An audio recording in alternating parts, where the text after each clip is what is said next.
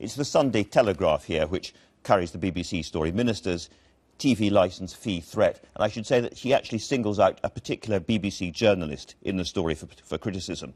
And I suppose the question for newspapers, the Sunday Telegraph is pretty much anti-BBC, but if we get press regulation, as the politicians suggest, will we see politicians and governments going for individual newspapers and individual newspaper journalists in much the same way? We'll talk about that later on.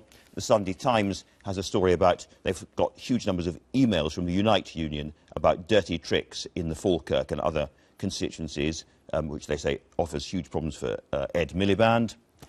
The Observer is going with huge energy profits, and there's a lot of stories about energy companies avoiding taxes. And again, we're going to be talking about that. And similar in the Independent on Sunday, the other energy scandal, tax avoidance, well, I just told you about that. Finally, I think, a really, really worrying picture here. I think the Mail on Sunday has 2 British Army soldiers in Helmand province in Afghanistan, apparently giving Nazi salutes. Now, it's been suggested that these could be Red Hand of Ulster salutes, but I think to you and me they look pretty much like Nazi salutes, and that's a very unpleasant story, therefore. Anyway, as promised, Catherine Mayer and Greg Dyke. Greg, former Director General of the BBC, I have to start by asking you about this story. Well, this was the suggestion. I mean, this is so predictable. I mean, honestly, I've been waiting for it to happen. 18 months from an election, the government of the day, doesn't matter which government, decides to start pressurising the BBC and said, if we win again, we're going to take away your money. They all do it. It's what they do. So we shouldn't take it seriously? No.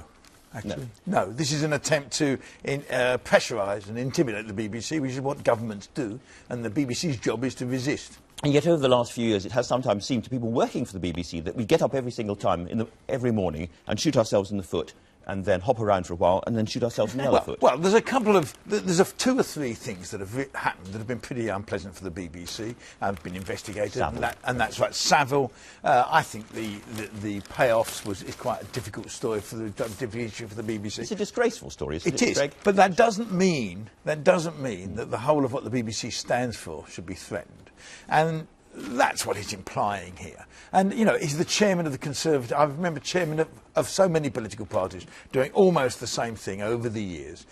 18 months before an election, let's make sure the BBC behaves itself. I mean, if it comes to defining impartiality, you can't let politicians define impartiality. Which is, again, a big question over press regulation as well, I would have thought, as I was suggesting.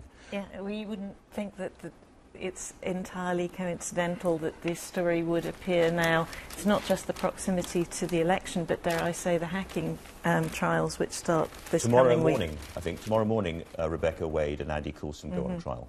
Yes. It's going to be a huge story. We'll move on, however, to your first story, which is about Angela Merkel. You wrote a big piece on Angela Merkel recently, Catherine. Indeed, and and you and I followed the same path to understanding Angela Merkel, which was to go to the place she grew up in East Germany, in Templin. And one of the things that I think people here do not understand, and that is not clear in this reporting of the revelations by Spiegel based on the documents revealed by Snowden, that her phone has probably been tapped since 2002, that actually this is an incredible point of neuralgia for Germans, but particularly for somebody like Angela Merkel, who grew up in East Germany in a country where everybody spied on everybody else. The Germans are obsessed by privacy in a way that we're just not at all. Is that, you'd agree with that, Greg? I do. I think the interesting thing about this Sunday Times story there. I've got the Sunday Times story. I think it's about Snowden. I mean, you know, Snowden has been widely condemned for what he did, for leaking all this, and suddenly we discover, we're discovering for the first time, that actually the intelligence services are spying on leaders throughout the world. I find it remarkable. I mean, I just find it offensive. And I think we will have to reassess. Not surprising, surely. I mean, in a sense, that's what spies are paid to do. They're paid to spy. And they're paid to get information from people who have got the most interesting information, people like Angela Merkel. Well, I think what's interesting about this story is that they say they started spying on her in 2002. I mean, Obama says he knew nothing about it. I'd like to ask the same question of George W. Bush, because, remember, that was the time of the war. That was and the the time. Germans were holding back, saying they didn't want Saying any part they didn't of it. want any part of it. I wonder, I would like to ask Mr. I don't suppose I'll get the opportunity, but I'd like to ask Mr. Bush the same question. Catherine, your huge scoop was, as I suggested earlier on, your interview with Prince Charles, and there's a lot of pick-up of that in the papers, one way or another. Well, there's been a lot of pick-up throughout. I should, by the way, say it wasn't an interview with him. It was a huge, in-depth profile, which I spent months doing. I did sit down with him for a conversation, but you spent 6 months with him? I spent basically 6 months trailing around, talking to him. Given that he's so cautious and so private, that was a big gamble on his part. How was it that you got the story, do you think?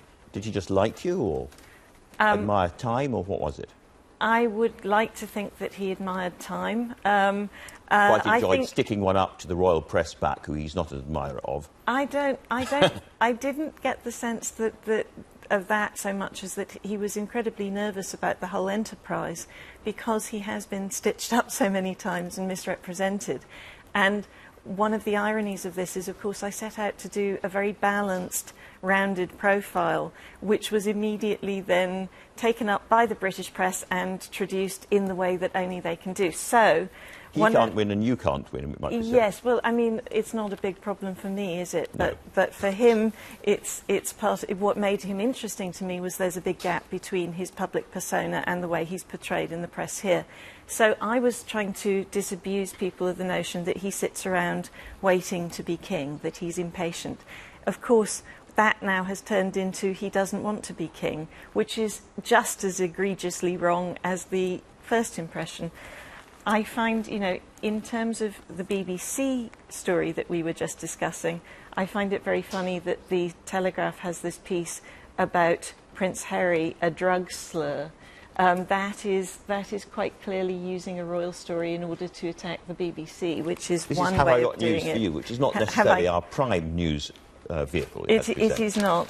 And then in the Mail on Sunday, they have commissioned Selina Scott who I'm sure really does know the Prince, to talk about the problems of his role. But she does it talking about my article, which she may or may not have read, but what I did not say is that he doesn't want to be king. And she, unfortunately, does sort of reinforce the false impression view. that she doesn't. What's funny about this is that the Mail, of course, asked me to write a piece, and I couldn't, I wasn't able to. So I think they've gone for her instead. But you can see why he might be reluctant, given that he's so passionate about his organic campaigns and architecture and so on. Once he's king, he can't talk about any of that stuff ever again. Well, I don't think that he would necessarily say that was true, but what I was contrasting was the difference between the duty that he has grown up always to expect to do, which is to be king, and the passion, which is the role he's carved out for himself. And what I've been talking about in the piece is this huge transition to make sure he can sustain both parts of it. Very difficult. Greg, you would enjoy a life when you've been told to zip it for the rest of your life and never say anything interesting again. Meanwhile, however, you've got the paper still milking the christening, which they're milking the christening. Last night at the FA, we had our big dinner on the very place. It's 150 years. 150 years of the FA. We had it at the very place where 13 men sat down, or 11 men sat down and wrote the rules of football 150 years ago. Prince William is our president. He was there last night. He announced to the world that he wants young George to be an Aston Villa supporter.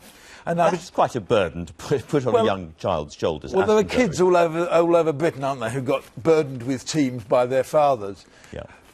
Wishing they'd supported someone else in the end, but that's not football. You support where your father takes you. Absolutely. It's interesting that, you know, this has been the national game for forever, and yet we've never really had a great deal of royal support for football. The royals will turn up to support rugby matches and cricket, but not football so much. That's changing, you think? I think the Duke of Cambridge is brilliant as our president. I mean, he has done so much, and genuinely interested, taken so much interest in this particular year because of 150th. He himself asked his grandmother if we could have a football match on the garden of Buckingham Palace. So he is a football fan. He knows about football. Yeah. So. Let me take you, if I may, on to the other big football story at the moment, which is the racism row. You've got a story, I think, from the Mail on Sunday there. Yes, this is about Toure, who says Toure faces racism talks. I don't quite know how you face talks. I mean, it seems to me it's hardly an inquisition. But what can be done? I mean, well, the interesting thing about this story is that there is a process that the referee didn't follow. If a player complains that there are racist taunts from the crowd and the referee thinks he's right, then he can stop the game, he can take everybody off for 2 minutes and he can warn the crowd. He can do that twice. On the third occasion, he can abandon the game. He literally just stops the game. I didn't know that could be done. Well, I don't think it has been done yet. Never been done yet. But also at our dinner last night was Sepp Blatter from FIFA, who was saying it's only a matter of time. We've got to take that sort of action if we're going to stop racism. Actually stop a game, empty a stadium. Yes. But, I mean, it's interesting, isn't it? Because racism at football matches 30 years ago in this country was rampant. It's much less so today, I think. And I think that is... I wrote a profile of Mario Balotelli last year and spent time with him. And the thing that's interesting is he's gone back to Italy, where although he is Italian, because he's black, they sing chants about you can't be black and Italian. They throw bananas at him, they make monkey noises. It is so endemic, this incredibly high level of racism, not just in Italy, but in Spanish football. What do you think about the idea of a boycott of Russia next year? Boycott's much too early, but I think FIFA does have to say to Russia, what are you going to do about this?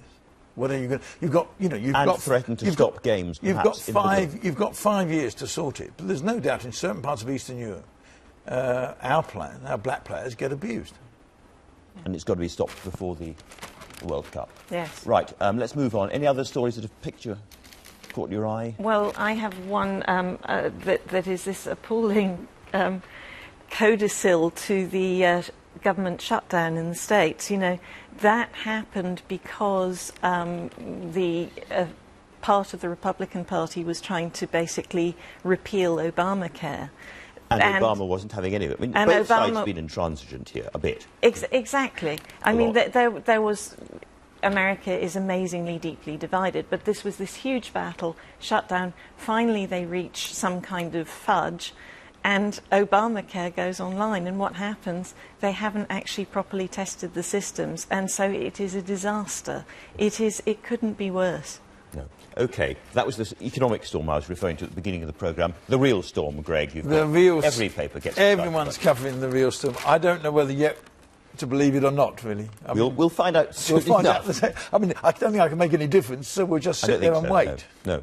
Whether it'll be interesting about whether people travel and things like that. Will you decide you're going to stay at home? Down the hatches. Well, everyone remembers the great storm, so I guess people will take much more. Yes, I was in a new house at the time of the great storm, and I thought, this is pretty windy here, isn't it? Yeah. You know, we'd only been there a couple of days, and went out to get in my car to discover there was a tree lying across the... I'm going to remove pot plants from our roof garden, I have to say. Yes, and I'm going to avoid killing people. I'm going to move my car to avoid a tree falling on it. Well, there we go. But I have some friends who actually got together during the last great storm. They didn't realise that the storm was going on. They both managed somehow to miss the fact they were in the middle of a hurricane, and they got stranded somewhere together, and they're still married. So, well, there's a lovely story. Yeah. But you should be careful about moving your car, because I had a friend who did it in the last storm, moved their car into the garage, and the tree fell on the garage.